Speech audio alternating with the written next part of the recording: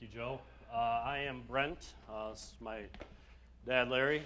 And I guess to start, I would just want to thank QLF, Joe, and Sarah. The entire team at QLF have just been a great company to work with in developing this PowerPoint, and can't be more happy, I guess, to be using their product and to know that their product is backed with quality people. I'm sorry, I'm a little under the weather, so I might be coughing a little bit here, but I apologize for that. I would also like to thank my family, especially, for making the trip. My mom and wife, Emily, and my two kids are in the back. They might be running around later, so just don't mind them. But they're, I think, a lot of farm wives and mothers, grandmas, I think they get overlooked in our dairy business a little bit. You know, it's usually the owners and stuff, you know, are standing up here and talking about how good everything is on their farm and stuff. But I think a lot of times the wives get overlooked, so I guess I just wanted to give them a little hand for supporting us.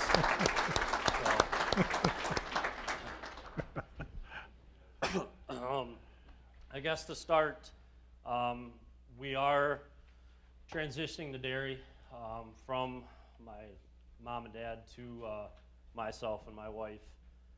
Legally, we do not have anything in place yet. There's so many avenues and aspects to look at. We're still fine-tuning things. It does look like eventually we will be an LLC, but like I said, legally we don't have anything in place yet, but that's kind of the direction we're leaning towards.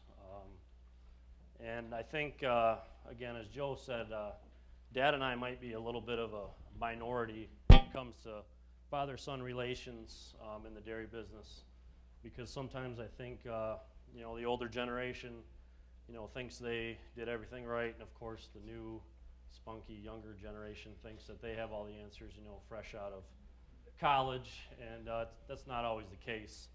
And I guess I'll get started here. Transitioning to dairy, I guess blending is a good word for that, the title of that bullet there. You know, I kind of refer it to as a blender. You know, Dad puts his ideas in the blender, and I put mine in, and we kind of stir it all up. And, you know, at the end of the day, we come up with a better solution than the two of us had on our own. And I think that's, you know, that's pretty important to make good, sound decisions. You know, especially I'm only 27 years old, so obviously I don't have all the answers, but he's got the, you know, 35 years of experience, and it's just a good blend, you know, that the two of us have. And like I said, I think that's relatively hard to find in the dairy business, from what I'm told. So you know, I won't read this word for word. You guys can read yourself. Well, I think Joe said something very key too, and I read that a long time ago, that you can't be an expert at everything.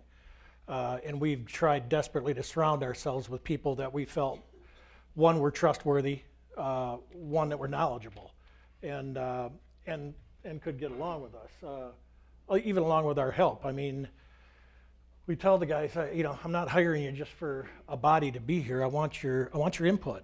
You know, we both want their inputs. We want to, and then we, like Brent said, we put it all kind of in a pot, and we stir it up, and normally the consensus comes out to be a better idea than either one of us or the rest of us all had together to begin with. So you know, I think you said it again too, Joe. There's a lot of trust.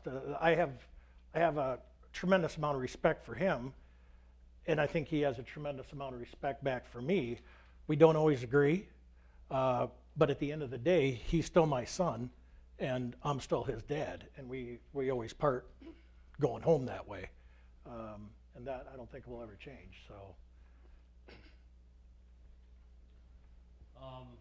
again, Mom and Dad are the sole proprietors as of now. I do have a younger brother who is a junior at Michigan State studying agribusiness, and I think eventually he'll be joining the operation, which obviously is probably more exciting for Dad than it is for me. You know, having two sons in the operation, we have our differences, much like the two of us do, but, you know, we both, you know, will make the best sound decision for the business. And again, at the end of the day, you know, he's still my brother. You know, I'm his brother, so it'll work out well. I guess I am the herd manager. We do have a herdsman who takes care of the cows and some of the employees, and I kind of, I guess, oversee him and the crops, where Dad is more, you know, the financial part of it. I don't get too in depth in that. My wife Emily someday eventually will take over the books from my mom. She just retired, happily retired from the state of Michigan. So she is the full-time bookkeeper and does all the payroll and stuff. So. And I'll add to the Scott thing. I mean, if you're a family with multiple, I think, children coming in, I think it's important as you, the parent, to already start coaching the next siblings that it's not going to be a bad thing. It's going to be a good thing. We were both, you know, my dad, you know, I mean, I guess that's a story we can get into later, but we've developed a work ethic on our farm and in the rural communities. I'm not telling you guys nothing you don't know. The rural community has a pretty good work ethic in their young men and women that are in that community, and that's huge. That is so huge because not everybody has that. And you've got to start working with that generation and saying that, hey, if the next generation comes in, yes, you will have squabbles. You're not going to agree on everything. That's just life. That's the way it is. But you've always got to look for the good, and there's always good to find. You just got to look. People always, you know, there's a lot of people that are awfully negative. I don't do well with negative people. I think we're in the greatest business in the world. You can't beat it. But that's, I think, something that as a parent you need to be working with your kids and telling them that someday if there is a partnership between, you know, a brother and a sister or something like that, you know, me and my wife have toiled with the thing already. We've got an older daughter. Our oldest is our daughter, and a great kid, helped out immensely on the farm when she was young, but she's not on the farm. You know, what's going to be fair for her someday, and not equal. You know, make sure you get that difference there. There's equal and there's fair, and that's been one point that me and my wife have struggled with, trying to find out what's going to be fair. Equal isn't even into the picture, so fair is what we've decided on, and then we've got to come up with that number, and that's what. That's been a challenge, but we're getting there. We're gaining on it. So anyway.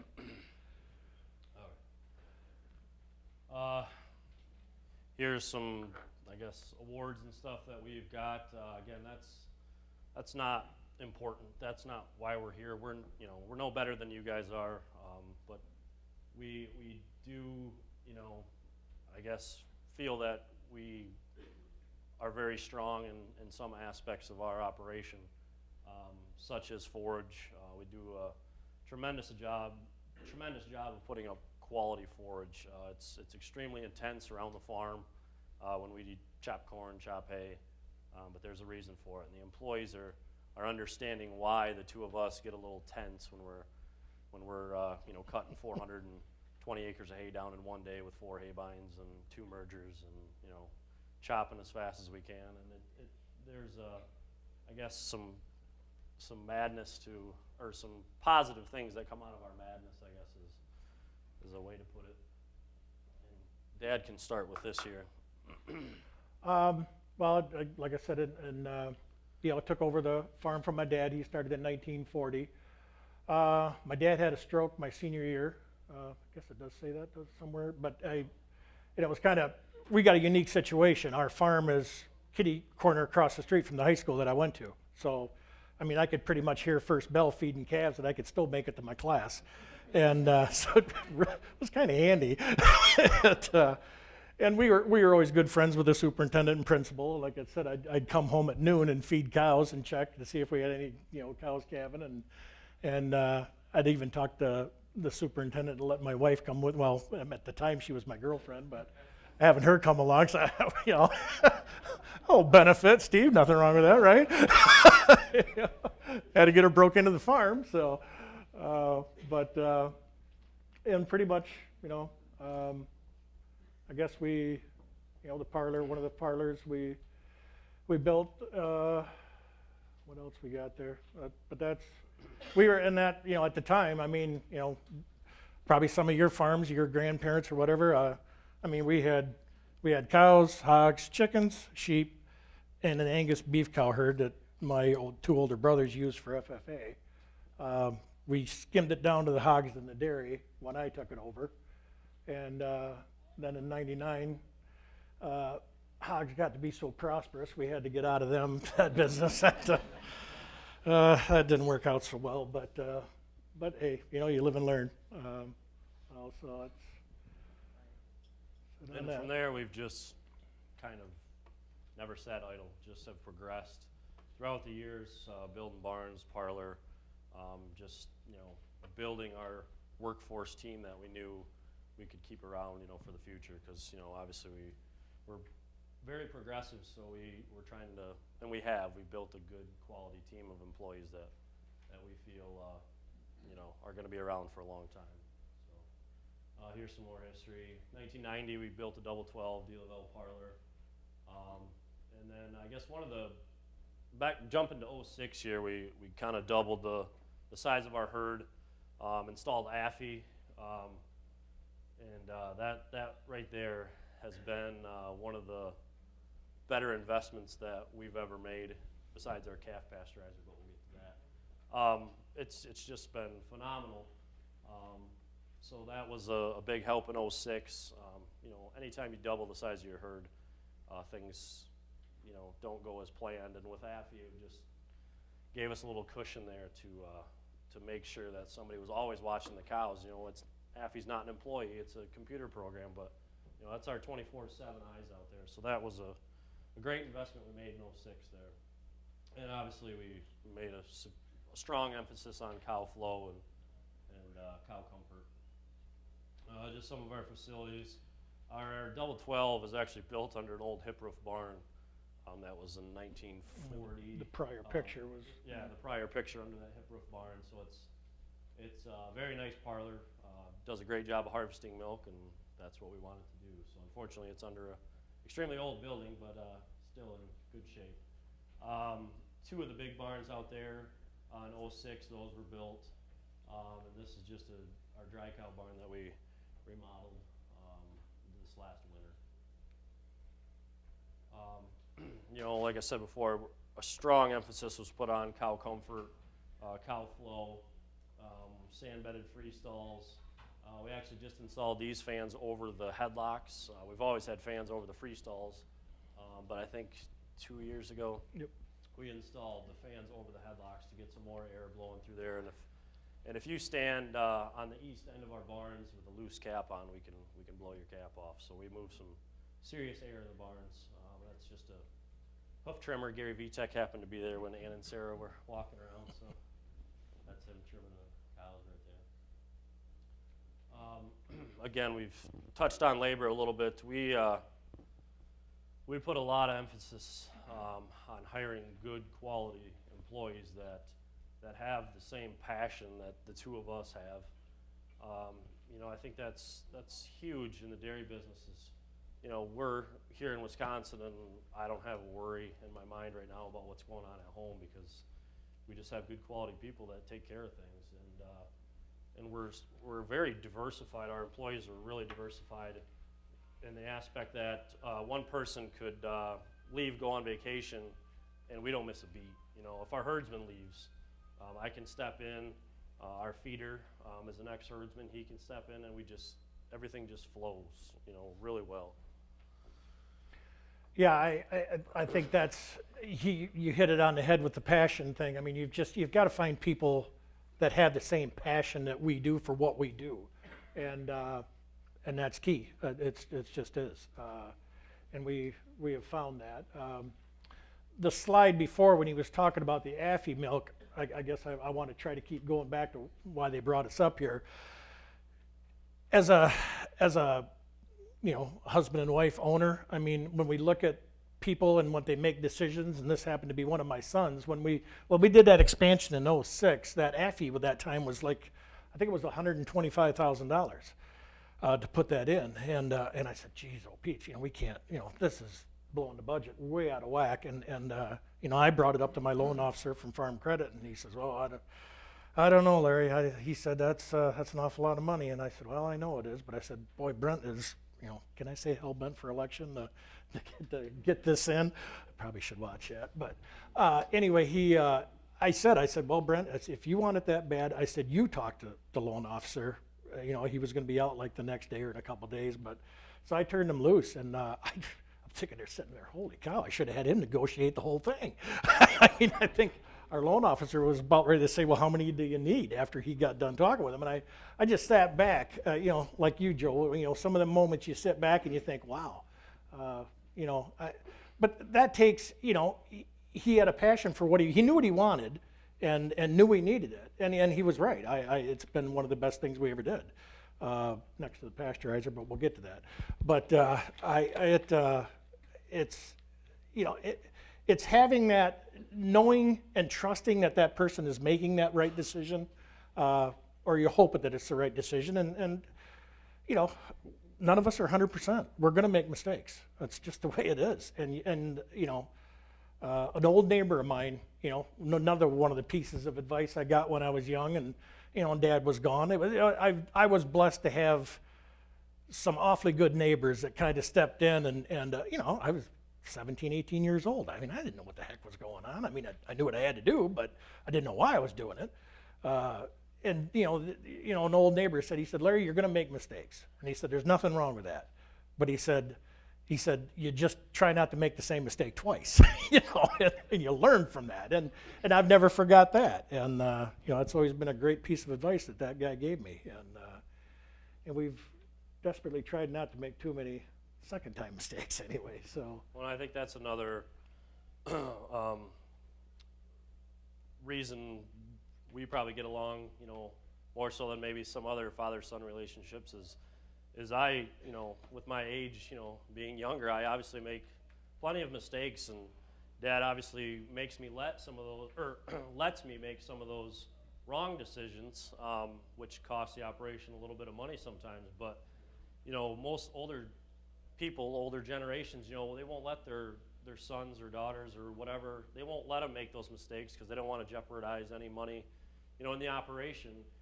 And obviously I try to make them, far and few between, but, the ability for him to put dollars on the line for me to make a wrong decision seems kind of silly, and, most people wouldn't do that, but, he does. And obviously now, we're working together a little bit more, and like I said, we're using that, blender, I guess, word I'll use, for the sake of finding a better word, but that it just clicks now. We seem to think alike now, and I guess things are just going really well.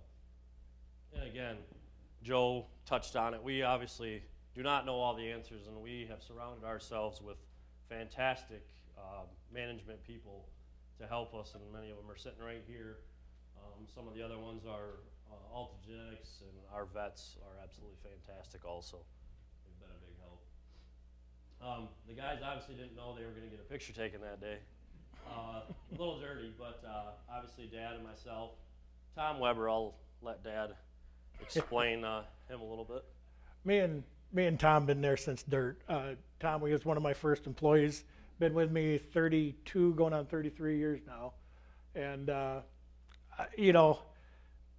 he's just one of those guys, one in a million guys. That's all I can say. The guy works like I do. If it's got to get done, we're just going to get it done. That's all there is to it. If it takes 15, 16, 18, whatever it takes, that's what it's going to be. It never complains, never, we finally got to the point now where we can give him weekends off. He probably has had that now 3 years or so, 2 years, I know for sure. And he keeps, if we're busy, he'll call up. But don't you need me? And I said, no, Tommy, take the weekend off. It's okay. We got her. Well, just call me if you need me, because I'm here. I can help. And that's the guy's just like I said. He's a one. I always told him, I said, when you quit, I'm gone. I ain't gonna do this without you, man. So, but it's been cool. And then Pete Cern is our herdsman there, third from the left. Taylor Van Munster in the yellow shirt is our calf herdsman, small heifer herdsman, calf feeder. And Michael Haddis on the left there is our feeder. And like I said before, he's been a great asset to our operation. He, like I said before, was a herdsman on 2 other farms. And we had a job opening, and he came to us, and it was a feeder position, and and he was more than happy to accept.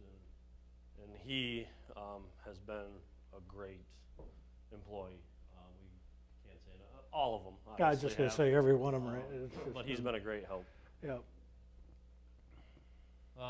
Just some basic facts. It's actually about 770 cows now. We're milking about 660. We shoot for a 60-day dry period. Our cows are broken up into lactation. That's how we separate them. 3 times a day milking. Just some quick facts here: rolling herd average, fat, protein. Somatic cell has been something that we have been diligently working on. And actually, our last DHI test, we were 76,000 on 660 cows. So we're pretty proud of that. The guys have worked extremely hard on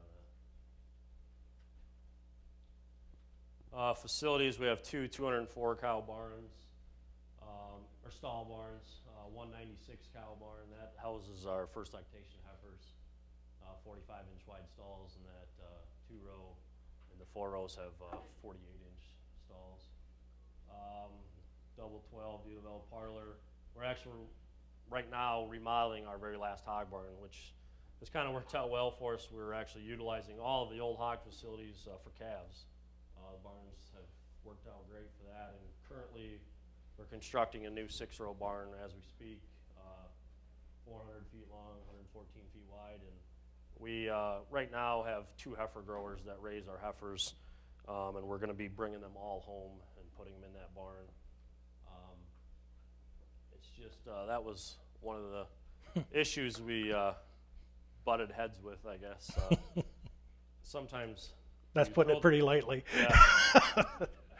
Sometimes our experience stuff clash instead of blend, but that was one of the things that happened here. I wasn't opposed to bringing the heifers home.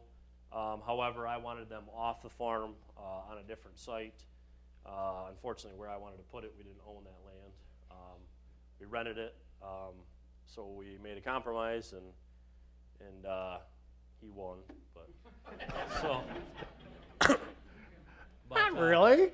It was a compromise. In addition, we're extremely overcrowded, so we're going to be putting 120 milk cows in there. So obviously that helps make cash flow on that facility work a little nicer when you're saving the money from the heifers being raised, off-site, plus the addition of the milk cows. So, calf management. Again, we had 2 heifer growers raising our heifers, and absolutely nothing against our heifer growers. They were doing a good job. Always have done a good job, but we just, the 2 of us, spend too much time moving heifers. It's just consuming too much of our time and taking away from other areas of the farm that we need to focus on. So, here's just one row of one of the old hog barns that we remodeled. These are actually got 2 different calf stalls here, but it's not really important. But in the lower left-hand corner here is our calf milk pasteurizer from Darlington Dairy Supply, which they have a booth set up outside. That piece of equipment right there has been, I'll say, the most quickest payback on an investment that we've ever made, by far. Going through a pallet and a half of milk replacer a month. Back then it was, I think, $3,500 maybe or so. We were spending on that, and that was a $17,000 piece of equipment. And we bought it and put it in and fine-tuned it, and we've never looked back. Our calves are hurdling the fences on the outside calf hutches, and they're just huge. It's just been great, and it obviously makes Taylor's job a little easier and smoother having that. The calves just seem to do really well on it. So again, that right there has been a great investment. Just picture of one of our transition barns. We have two. Picture of the 2 rows. These are first lactation cows here. Anywhere from 60 days in milk to, I'll say 200. Breeding. I mean, Dad, I don't know, since forever he's been AI in cows. We did have bulls, years ago, but now there's no bulls with the cows. There's some bulls in the pregnant heifer pens, but because we don't recheck any of the heifers after first pregnancy check. Like I said, we switched to Alta Genetics about a year ago, and we've been extremely happy. And the numbers show it. And actually, before I left the office, the preg rate was 34. So that's just smoking. And again, that's the team. The whole team is part of those numbers. It's not just the people breeding cows. It's Michael in the feed tractor being 10 feet off the ground, driving down the feed barns, dumping feed and catching cows in heat. I mean, I don't know how many of your feeders look for that stuff, but again, trying to diversify your employees to enable themselves, I guess, to help each other out, just makes things go a lot smoother. Tail chalk, of course, is a picture in the parlor, but green is pregnant and orange is open. Transition cow management, we have a far off dry cow pen, we have a close-up pre-fresh pen. Maternity pens are like 16 by 20, I think, and straw bedded. About twice a week we'll clean the pens. I'll put fresh straw in. And here we start the feeding. This is where I guess we get more passionate about. This area of the dairy has really, and Greg can attest to this, we've really excelled in the last 6 to 7 years probably. This was something that we were one of the farms that you would drive by and see the tarp blowing in the wind. We were one of those farms. Now I guarantee you will never see our tarps blowing in the wind. And that's just a little, that starts right there. It starts with bunk management, and first of all you gotta get it out of the field, of course, but once you get it in your bunk, that's the feed you have to deal with for all year long. So why not do it right the first time instead of struggling with that feed, that mediocre feed all year long? Why not just put it up good, right from first cutting? And obviously, this year in Michigan, first cutting was a challenge for everybody. But all of our groups are fed a different ration. Sometimes we have 2 groups. It's the same ration, just different pounds per head, or just different grouping, I guess is a better word. And 55 to 60% of the ration is forage. Beautiful picture right up there at the top. See that QLF coming out. But picture of our vertical mixer. We do feed a lot of grass hay and straw to our dry cows pre-fresh. So that's why we have the vertical mixer. We don't grind anything. We used to grind, and now with the vertical mixer and the carbide knives, we don't feel we need to. And here's just a little, I don't know if you've ever saw that before, but it's a 4x8 sheet of plywood with some glass board glued to it, and it always stays on the mixer, and that's our ration right there. I mean, Greg will print out paper copies for us, and we'll file them and put them on the board and file them away, and it's just really nice because when you're in the wheel loader, it's just eye level. It's perfect for you to see all the different groups are lined up, and it just makes the feeder's job a little bit easier. So. And again, here's one of our feed piles. I do all the defacing Monday through Friday, so I'm a little anal on how the bunk looks, but this is how I want the bunk to look, after every day when Michael's done feeding. There's not a lot of excess feed there because obviously, that's going to heat up during the day when the temperature is high, and and there's no mold up on top. You don't see any tarp hanging over. It's just one of them little things. One of my little pet peeves.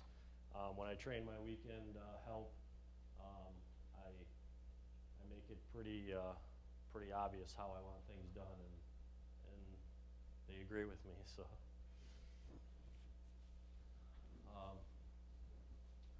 QLF, I guess we, like Joe said, I think we started in 2004 using QLF, and I'll let Dad throw his 2 cents in here.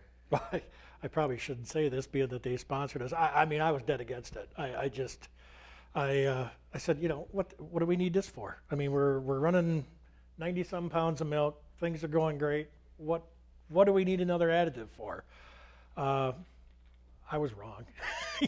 Every once in a while, I was wrong, and it's been a good thing for us. I mean, it does. Summer heats, we've been able to get through the summer heats very well, I think. This summer, I don't think it was an extended period, but boy, when it was hot at our, along in Michigan there, and. I mean, we heard people about, cows just keeling over dead. Well, I mean, things went through very well, and the breeding just, I think we only had one herd health and we have a herd health every week. So, I mean, we only had one herd health that was really questionable, and that wasn't that bad. And it's, it's been that since. So it actually has a place, and when you go through a 2009, like most of you did, you look at every nick and corner and cranny you can cut. We didn't cut it. So obviously that pretty much is a testament it was going to stay there. So that's. Here's the 2 tanks of QLF we have, and the pump, and we have everything on a remote, so the feeder just pulls underneath the discharge and hits a button, and comes pouring out. And I guess, like Dad touched on a little bit there, through our Michigan summer heat we had, we were pretty fortunate to keep dry matter intake, relatively high. Obviously, we lost some, but I think QLF definitely helped that. And people ask us, well, like the title said, why QLF? And it sounds kind of silly, but it just simply smells good.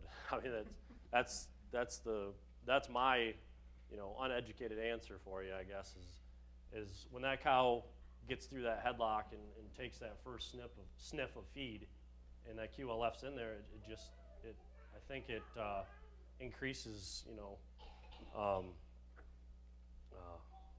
trying to say. Her intake or her her ability intake. to eat, Yeah, she just wants to eat it. Just simply Right. smells good, and also keeps the rumen pH at a more stable level. So we did very well during our Michigan summer heat, and I think QLF was a big test of that. Here's something that I'm sure many of you battle. We are a CAFO, so we have to deal with all the environmental issues. I have to deal with all the environmental issues. Dad does not. Delegated it out. And again, just simply here on the 2-row barn, obviously extending that roof over to cover that eave, collecting all the wastewater. I'll say from the bunker pads, I think our DEQ guy is fantastic. I have nothing bad to say about him other than the title of the company he works for. But we battle with that issue a little bit. Every time he comes out, I think if you're doing a good job of putting up good quality feed at the right dry matters, it doesn't leach. It shouldn't leach. If it does, it's too wet. And again, getting the tarp on, immediately after you are done packing, I think is huge too. So we do obviously have our environmental challenges on our dairy, especially with the 2-town high school combining high school right across the road from us. Obviously, we have to be a little more careful than some other people do. We farm about 1,845 acres, corn, soybeans, wheat, alfalfa. I guess that, has been something that we've paid a little more attention to. Obviously, with putting up better quality feeds, you have to select varieties that that are gonna, do well in your soil types, and with our aggressive alfalfa cutting, you're looking for a variety that grows back as fast as, possible. We're cutting hay. I think that's in here, so I won't mention that now, but I know it's in here later. Oh, here you go. Here's a picture of our this year's corn silage that we just got done putting up. And like I said, we're extremely aggressive when it comes to our forage. We cut hay on a 24 to 26 day interval, which some of you are probably looking at that saying, you guys are nuts, You're losing so many tons, and you got to wait till it's purple and up to your waist before you cut it. And that's fine. I'm not saying that's wrong, but that is definitely not how we do it.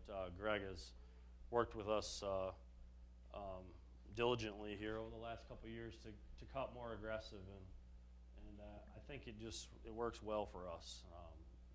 And I guess that's all, and I think right there is an attest to it. It keeps our bought and feed costs down a little bit because our forages, our haylage is, packed with protein, and it just seems to work well for us. Here's a picture of corn silage this year. We had to put a John Deere in there, keep everybody happy.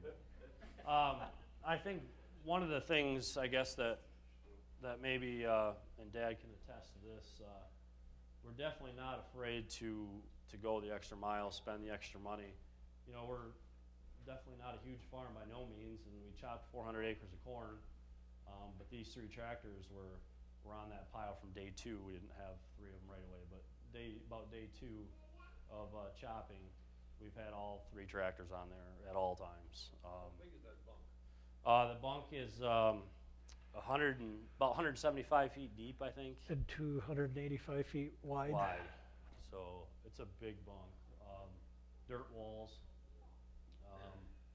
And like I said, we're, those 3 tractors are going nonstop. We try to get it packed as tight as possible.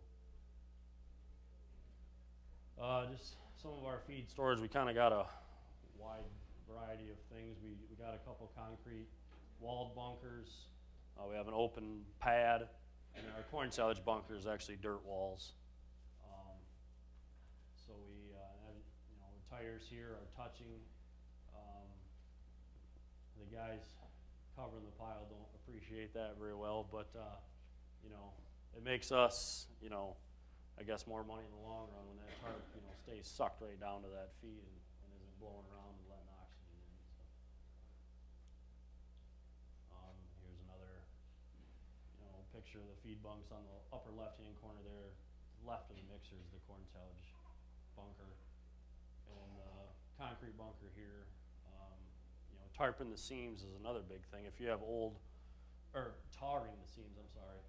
If you have an old concrete walled bunk, you might want to look at your seams and see if you can see through them. You might want to get some tar on them or something. That's one thing we did a few years ago. Dad did. That I think just helps keep any extra moisture out. Kind of our commodity barn. It's only a 2 bay. The 3rd bay actually houses the QLF and the bag feed. Cottonseed on the left, dry corn on the right. I guess manure handling is something that we, I don't know if you want to say overlooked, I guess is probably a good word. Back in '06 when we did our expansion, we put all of our focus on cow flow, cow comfort, and we forgot that doubling the amount of cows you have means double the amount of manure that you have to deal with. So we, like I said, missed the boat bad on that. I'm not quite sure how the 2 of us did that, but anyway, so we, had to purchase another manure tanker, another spreader, and a wheel loader to help with the solids. And so this is a picture behind the 2 bigger cow barns in '06 that were built. It's a concrete bottom with a 1-foot concrete curb around it that attaches the PVC liner, attaches to that 1-foot curb. So here's the west side picture. The first pit here is for the 2-row, and the next pit there is obviously for the 2 big cow barns. Just some, basic community involvement. I guess, like I said, being across the road from a high school is some people look at it as as a challenge, and I guess we do too. But on the other hand, we, you know, think of it as, I guess, kind of an honor that you know, we're able to still do what we love to do, and not too many people complained about us before. So from you know, Well, we have so a great close to the school. relationship with them, and a lot, you know, a lot of people talked about the environmental issues that we all faced, you know, with all these new rulings coming down. Well, it was things that we were used to. We dealt with that, being that we were in that close proximity of that school, so it really wasn't that big of a deal for us. That's one of the nice things about it so far. You know, we've hosted some tours. I don't know if that's on there. And so that's been kind of neat to be able to have the kids come over and different. Oh yeah, I guess it's up there. Usually, like Joe Domex, the 2-year program out of Michigan State, they'll bring the first-year students out every year. I actually get a big kick out of that. I love to see the youth coming into our business. I mean, I think that's just fantastic. For all of you sons, daughters that want to come back to the farm, way to go. Kick butt. You can do it. It's a great life. It's a great place to raise a family. I think the parents out there will attest to that. Look what we're showing our kids. We're showing them a work ethic. We're showing them to think. Give them some common sense. They can make decisions. You know, we're teaching them kids an awful lot.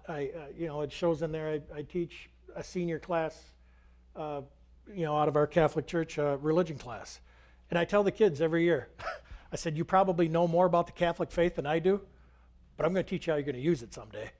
and it's yeah, and I don't, you know, I'm not that big on it. You know, I don't know that much of the nuts and bolts, but I know how you're going to use her.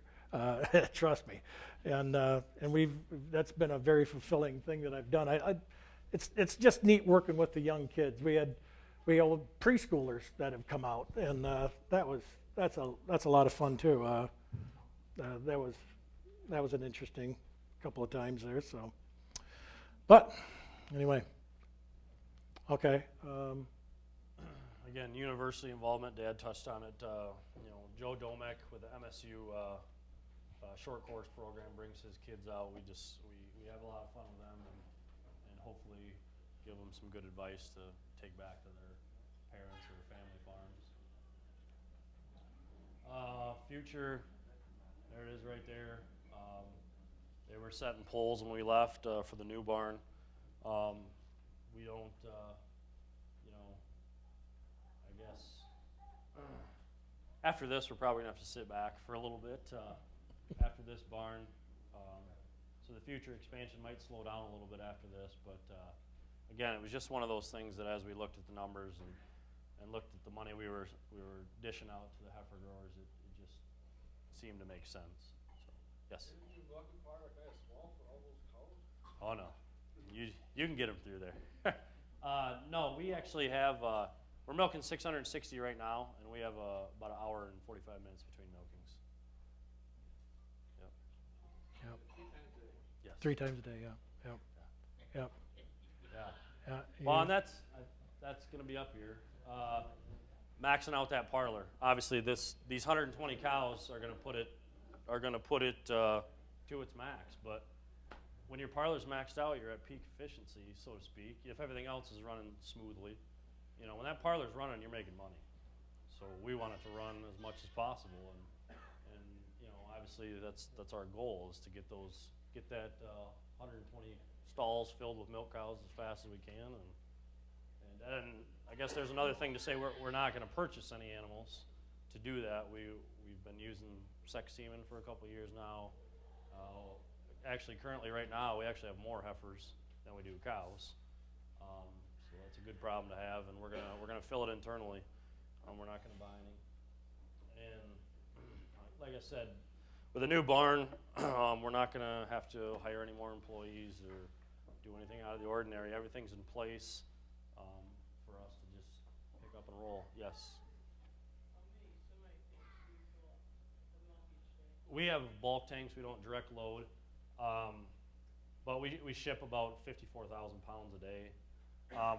The people that pick up our milk, they actually come twice a day. They obviously wouldn't need to, but with their scheduling, it just works out better. So I guess I'm not sure what that would be on a semi-load, but it's 54,000 pounds roughly in the tank. 54 to so. 56, yeah. Yeah. So, and again, here's kind of our business motto, I guess. We strive every day, the two of us, along with our wives, my mom, strive every day to provide a good quality workplace for our employees and make them enjoy what they do, so they're willing to get up in the morning at 4:30 to come to work. And again,